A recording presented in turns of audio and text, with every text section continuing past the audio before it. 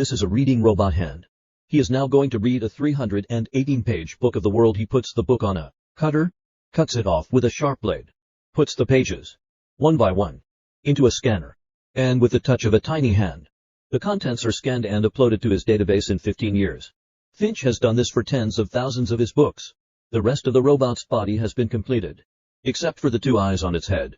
But time is running out. It's too late to make it. Finch calls his robot dog over and cajoles him out of his eyes.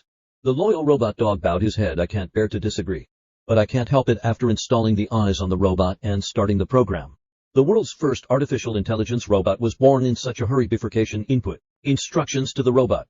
In addition to the 3 laws of robotics, he added a directive. After his death, must take good care of his dog. This instruction takes precedence over everything else.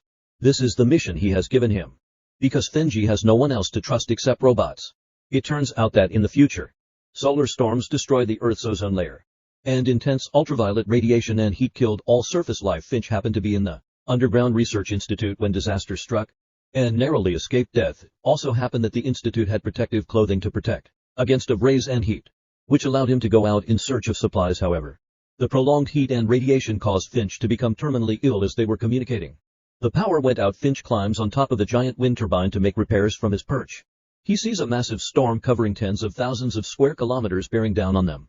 The robot makes weather predictions that the storm will arrive 24 hours later and last 40 days. When the refrigerator was opened in stages, there was little food left. What are they holding to get them through 40 days?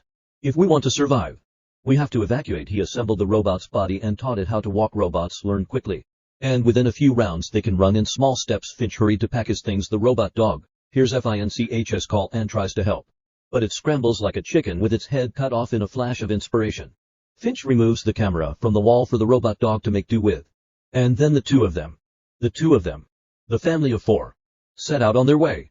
The cities they passed along the way were all flooded with yellow sand and empty, completely different from the scene in the book, which made the robot curious about everything. They drove to a small town and taught the robot to look for supplies.